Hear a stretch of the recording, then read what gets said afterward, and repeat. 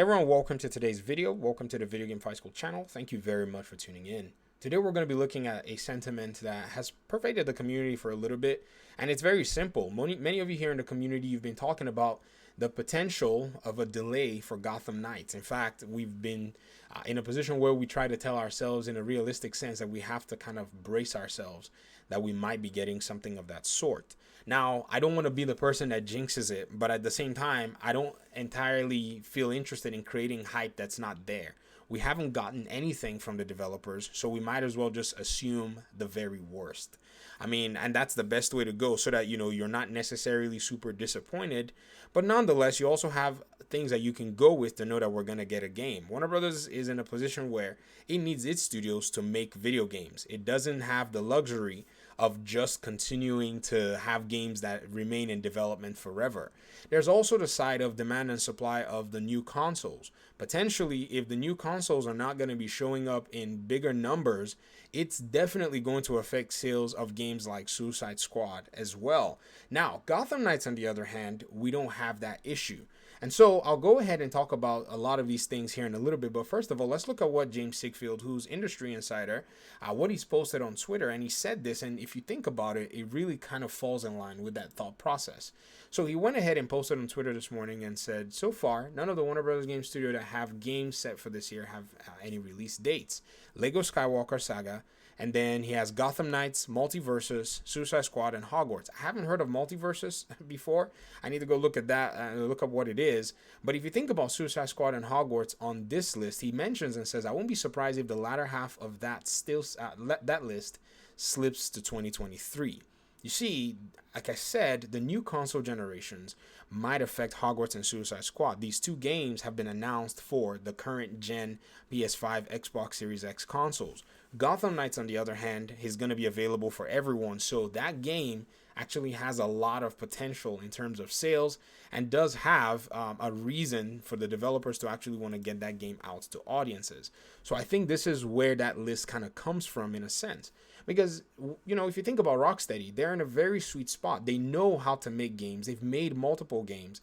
And a lot of those games have been successful. It's not been something where we've had to, play any guessing game. It's been something where we've seen their work firsthand. So I don't think they're in a position where they're having development struggles compared to Gotham Knights. In fact, I've said before in my videos that I think Gotham Knights may be having development challenges because of having to scale the game for multiple platforms. You got to optimize the game for the Xbox One, PS4, PS4 Pro, Xbox Series S, Xbox Series X, and then Xbox One S, Xbox One X, and then even possibly the different PC versions. Even though, yes, the API, some of you have already mentioned to me that the APIs are quite similar. You can easily develop across the board for PC, but that still adds one more complexity to it. Unlike, say, Suicide Squad, which is PS5, Xbox Series X or S, and then PC. So that's quite simple.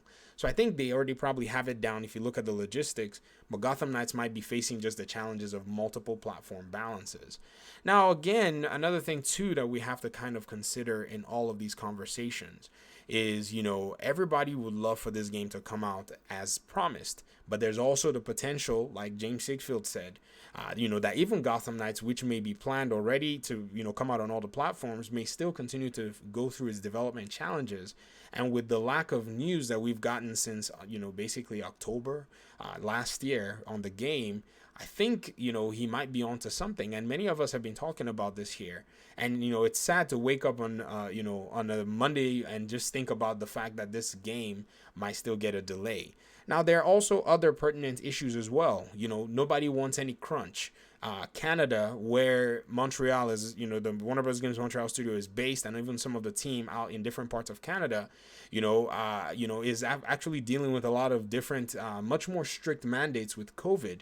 And so when you kind of consider all of these things, it just really starts to, beg the question, are we even going to get this game soon? Because if these delays continue to happen, product quality assurance, testing, all the required things that need to be done, marketing schedules, big events where they can actually showcase, these games could be a situation where they miss out on them, and then we have to probably find ourselves in 2023 before getting these games.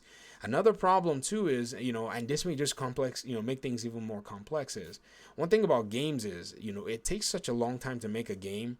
By the time you release that game, you hope that that game is actually suited for the time frame that you release the game at or in.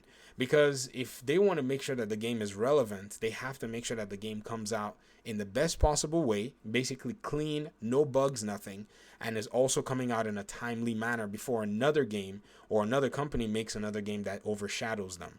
We've also mentioned this in other videos as well with the Spider-Man 2 game and the Wolverine game, where Insomniac, they really have their job, their work cut out for them in a very streamlined way. It's not like their work is too difficult at this point, because they're more than likely going to be developing for only PlayStation. So they have a huge leg up on every other, superhero game development studio that it's not even funny. So I don't know what the team at Gotham Knights has got to do. I don't know what Warner Brothers Games Montreal has got to do. Maybe they have to tap one of their other studios that's in a place that allows for them to continue to work and get them up to speed. I'm sure they probably are doing this, but maybe they need to tap another studio and eventually get this game to, to where it needs to be and get the game out. But these are basically my thoughts. I'd love to hear what you think in the comment section. Do you think, or do you suspect the delay?